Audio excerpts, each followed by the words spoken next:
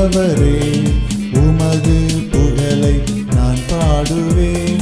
தூயாதி தூயவரே உமது புகழை நான் பாடுவேன். பாரி எனக்கு வேறென்ன வேண்டும், உயிருள்ள வரையின் புகழ் பாட வேண்டும். பாரி எனக்கு வேறென்ன வேண்டும், உயிருள்ள வரையின் புகழ் பாட வேண்டும். தூயாதி தூயவரே உமது புகழை நான் பாடுவேன்.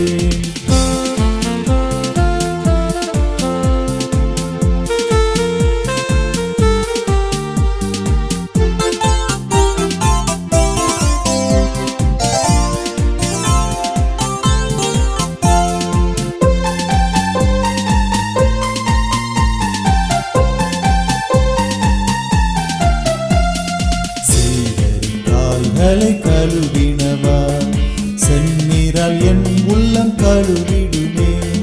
சீகரின் கால்களை கழுவினவா செந்நிறால் என் உள்ளம் கழுவிடுமே.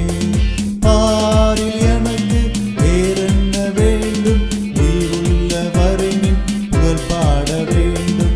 பாரில் எனக்கு வேறென்ன வேண்டும், உயிருள்ள வரையின் புகழ் பாட வேண்டும்.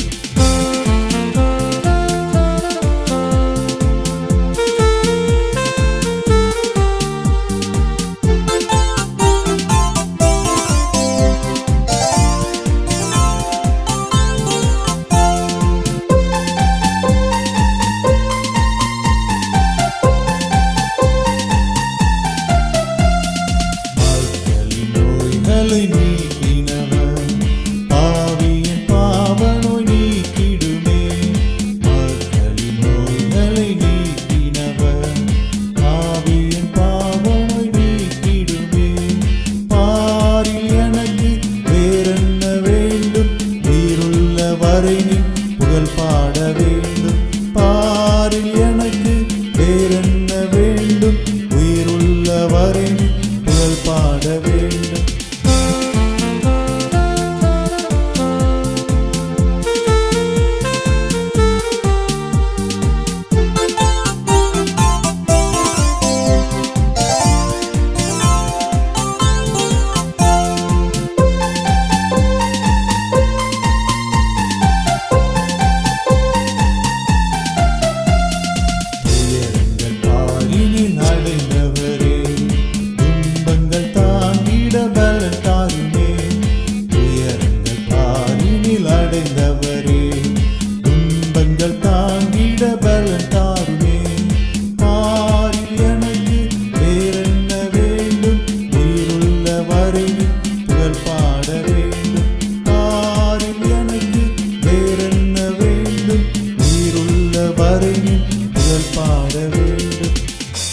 தேவனுக்கே துதி கனம் மகிமை உண்டவதாக. அன்பான தொலைக்காட்சி நேயர்களே, இந்த தொலைக்காட்சி நிகழ்ச்சி மூலம் உங்களை சந்திப்பதில் பெருமகிழ்ச்சி அடைகின்றேன். எல்லாரும் சந்தோஷமாக இருக்கிறீங்களா? நீங்கள் எல்லாரும் சந்தோஷமாக இருப்பீர்கள் என்று கர்த்தருக்குள் விசுவாசிக்கிறேன். உங்கள் யாவரையும் தேவக்கரம் ஊழியங்கள் சார்பாக வாழ்த்தி வரவேற்கிறேன்.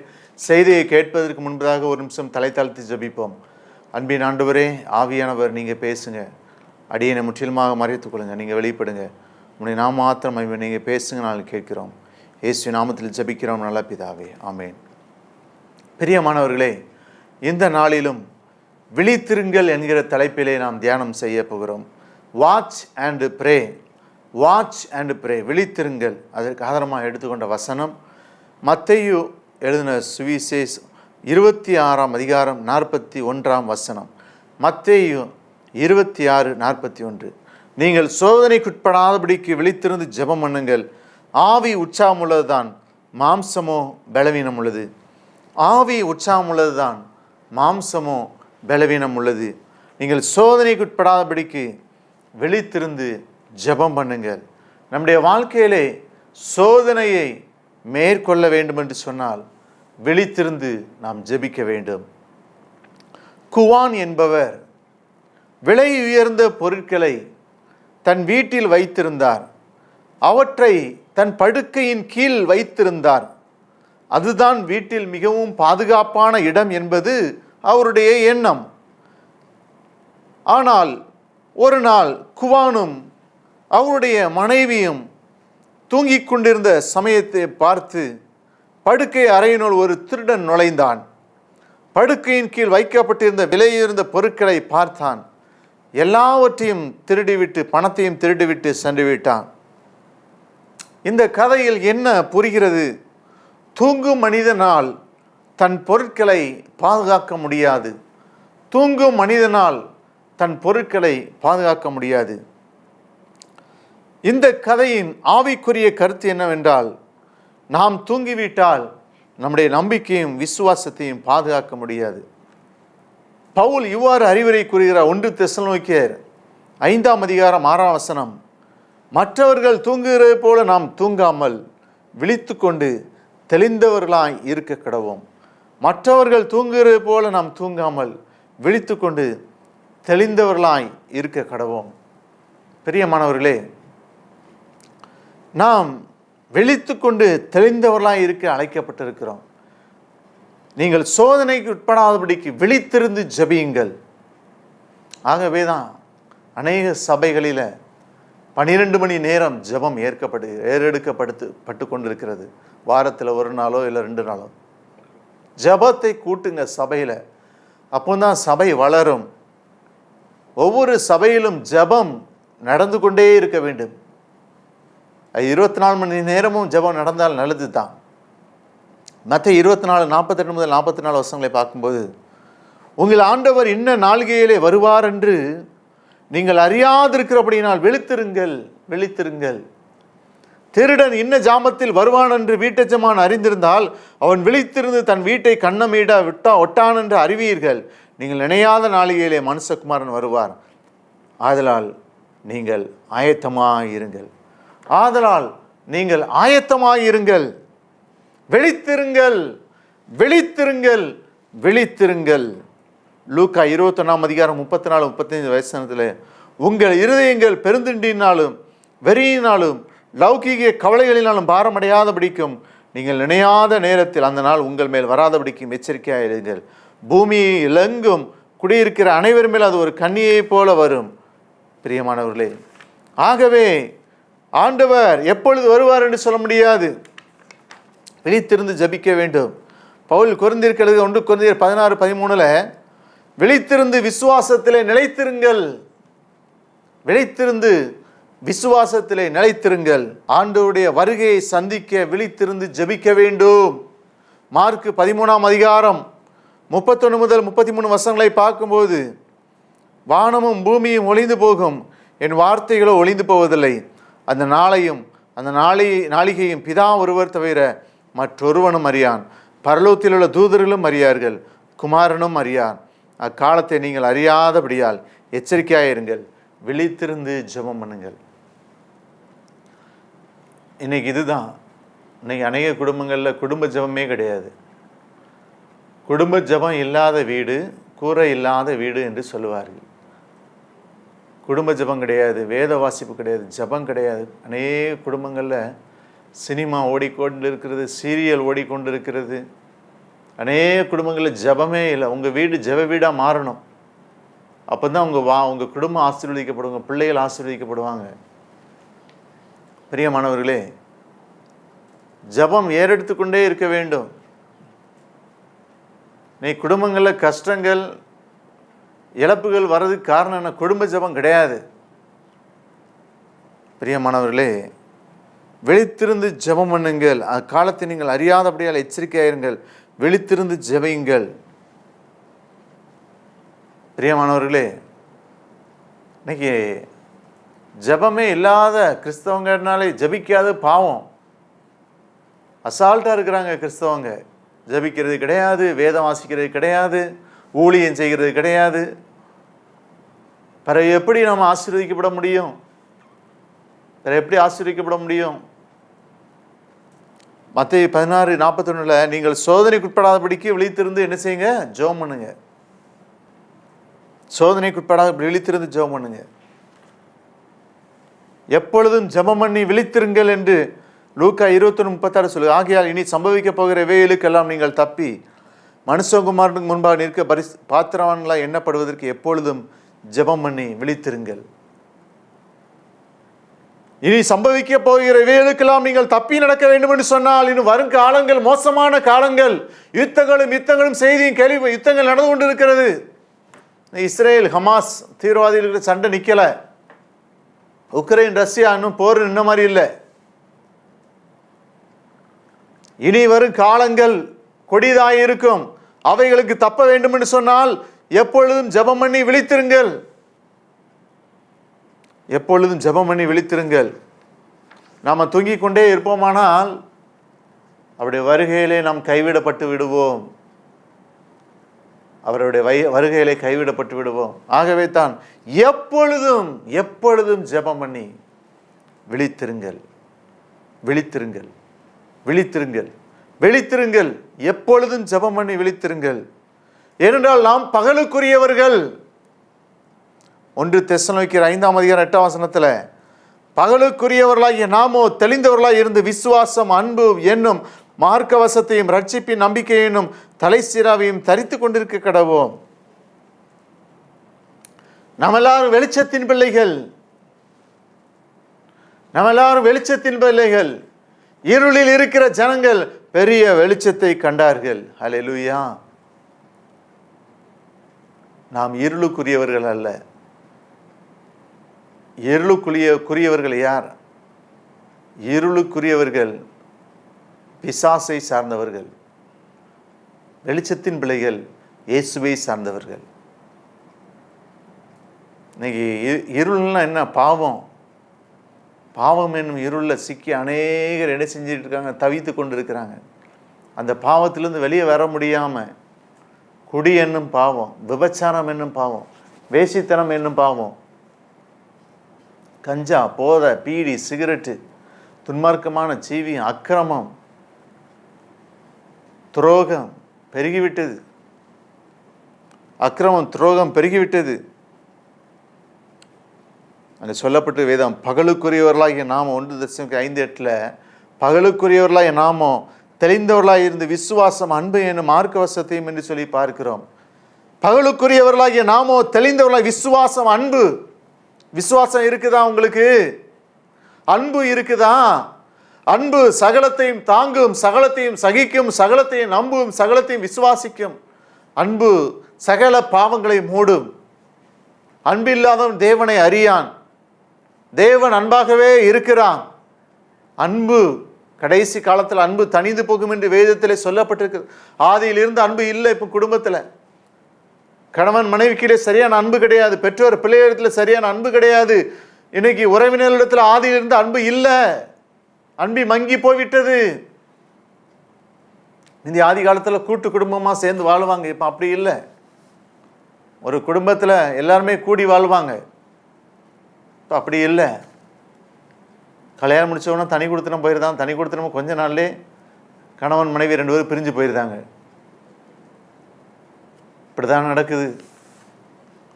பகலுக்குரியவர்களாகிய நாமோ தெளிந்தவர்களாய் இருந்து விசுவாசம், அன்பு என்னும் மார்க்கவச ரட்சிப்பின் நம்பிக்கை என்னும் தலைசிறவை தரித்து கொண்டிருக்க கிடவும். விழித்திரு என்று மொழிபெயர்க்கப்படும் கிரேக்க வினை சொல்லி நேரடி அர்த்தம் தூக்கத்தை விரட்டு என்பதாக சொல்லப்பட்டது. தூக்கத்தை விரட்டு. தூக்கத்தை விரும்புகிறவன் தரித்திரனாவான். தூக்கத்தை விரும்புகிறவன் தரித்திரனாவான். தூக்கத்தை விரும்பாத. ஒரு நாளைக்கு 6 மணி நேரம் 8 மணி நேரம் தூக்கம் போதும். அவ்வளோதான். பிரியமானவர்களே, வெளித்திருந்து விசுவாசத்தில் உறுதியாயிருந்து பிசாசுக்கு எதிர்த்து நில்லு என்று சொல்லப்பட்டிருக்கிறது. 1 பேதுரு 5:8-9 தெளிந்த புத்தியுள்ளவர்களாய் இருங்கள், விழித்திருங்கள். ஏனெனில் உங்கள் எதிராளியாகிய பிசாசானவன் கர்ச்சிக்கிற சிங்கம் போல எவனை விழுங்கலாம் என்று சொல்லி வகை தேடி கொண்டிருக்கின்றான். விசுவாசத்தில் உறுதியாயிருந்து அவனுக்கு எதிர்த்து நில்லுங்கள். பிரியமானவர்களே, தெளிந்த புத்தியுள்ளவர்களாய் இருங்கள், விழித்திருங்கள். விழித்திருங்கள், தெளிந்த புத்தியுள்ள விழித்திருங்கள். ஏனெனில் எதிராளி பேச கெர்சிக்கிற சாதாரண சிங்கம் போல பிசாசு நம்மகிட்ட வரல. அவன் கெர்சிக்கிற சிங்கம். சிங்கனாலே காட்டுல எல்லா மிருகமும் நடுங்கும். சிங்கம் பெரிய யானையை அடிச்சு கொண்டுரும். பெரிய யானையை அடித்து கொண்டு சிங்கம். அது 1 மணி நேரம் 4 கிலோமீட்டர் வரை கேட்கும் அந்த சத்தம், சிங்கத்தின் சத்தம். அது சொல்லப்பட்டிருக்கிறது, எதிராளியாகிய பிசாசானவன் கர்சிக்கிற சிங்கத்தை போல எவனை விழுங்கலாம். சிங்கம் வாய்க்குள்ள போனால் வெளியே வர முடியுமா? வர முடியாது. பெரிய மானை அடித்து வாய்க்குள்ள போட்டுன்னா அவ்வளோதான், முழுங்கிரும். அது எவனை விழுங்கலாம் என்று சொல்லி வகையை தேடி கொண்டு இருக்கிறது. பிசாசானவன் கர்சிக்கிற சிங்கத்தை போல அவன் அலைந்து கொண்டு இருக்கிறான். யாரை எப்பொழுது கவுளுக்கலாம், யாரை எப்பொழுது வீழ்ச்சி அவனை விலை பண்ணலாம், யார் குடும்பத்தை கெடுக்கலாம், யாரை நாசம் பண்ணலாம், யாரை அழிக்கலாம் அப்படின்னு சொல்லி பிசாசானவன் வகை தேடி கொண்டிருக்கின்றான். தெளிந்த புத்தியுள்ளவராயிருங்கள், விழித்திருங்கள், விழித்திருந்து ஜெபம் பண்ணுங்க, விசுவாசத்தில் உறுதியாயிருந்து அவனுக்கு எதிர்த்து நில்லுங்க. பிசாசுக்கு இடம் கூடாதிருங்க உங்க வாழ்க்கையில. பிசாசு எப்படி நுழைக்கிறான்? வீட்டுக்குள்ள சீரியல் மூலமாக, சினிமா மூலமாக பிசாசு நுழைகிறான். கோபம், மூர்க்கவெறி இவற்றின் மூலமாக நுழைகிறான். பிசாசு இடம் கூடாதிருங்க, இடம் கூடாதிருங்க. பிரியமானவர்களே, அப்போஸ்தலர் 20:31 ஆனபடியால் நான் 3 வருஷ காலமாக இரவும் பகலும் கண்ணீரோடு இடைவிடாமல் அவனவனுக்கு புத்தி சொல்லி கொண்டு வந்ததை நினைத்து விழித்திருங்கள். இன்னைக்கு விழித்திருந்து நாம் ஜெபிக்க கடமைப்பட்டிருக்கிறோம். முதலாவது பார்த்தோம், நம்ம ஆண்டுடைய வருகையை சந்திக்க நம்ம விழித்திருந்து ஜெபிக்கணும். ஆண்டுடைய வருகை வெகு சீக்கிரம். ஏனென்றால் அவருடைய வருகை அடையாளங்கள் அங்கங்கே நடைபெற்று கொண்டிருக்கிறது. யுத்தங்கள் நடந்து, கொள்ளை நோய் வந்துட்டு, கொரோனா வந்துச்சு, அதில் அநேகர் மரித்து போனாங்க.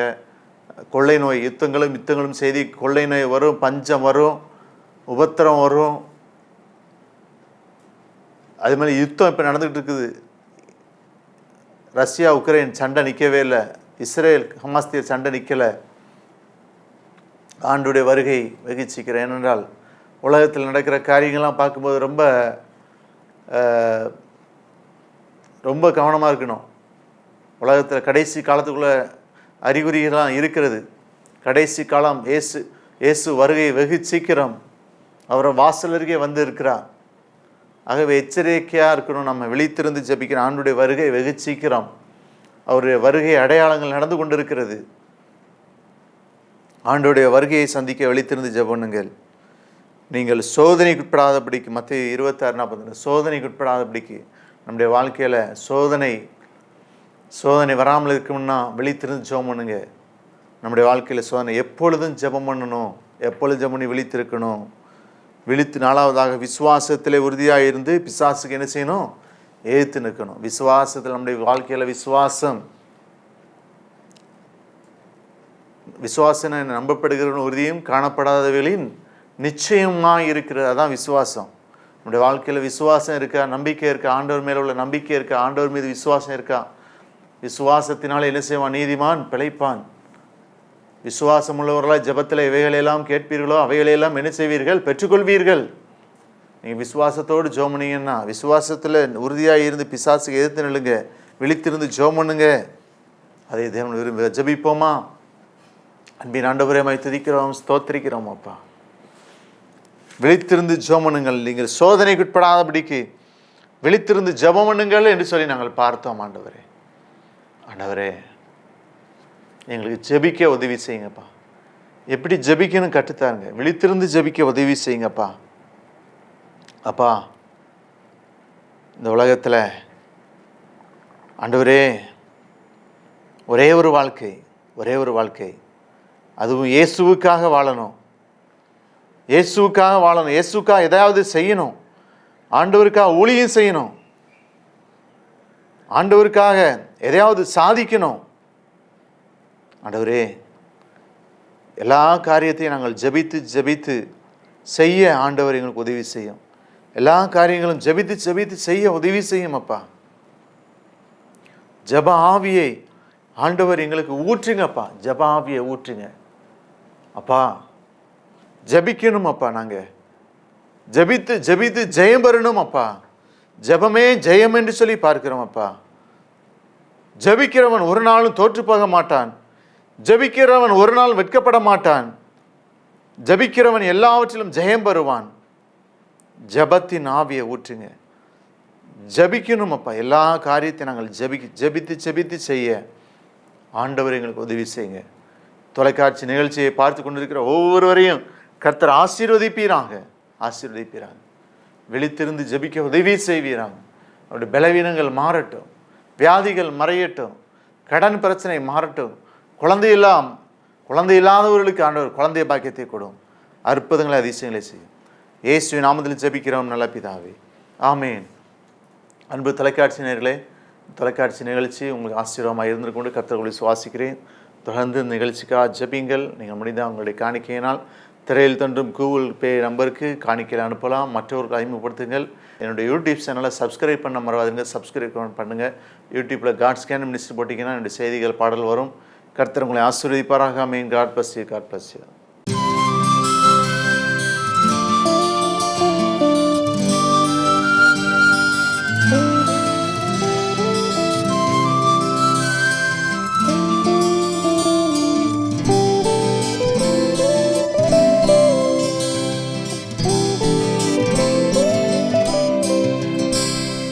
Great is the Lord, He is holy and just, by His power we trust in His love. Great is the Lord, He is faithful and true, by His mercy He proves His love. Great is the Lord and worthy of glory, great is the Lord and worthy of praise. Great is the Lord, now lift up your voice, now lift up your voice. Great is the Lord, great is the Lord.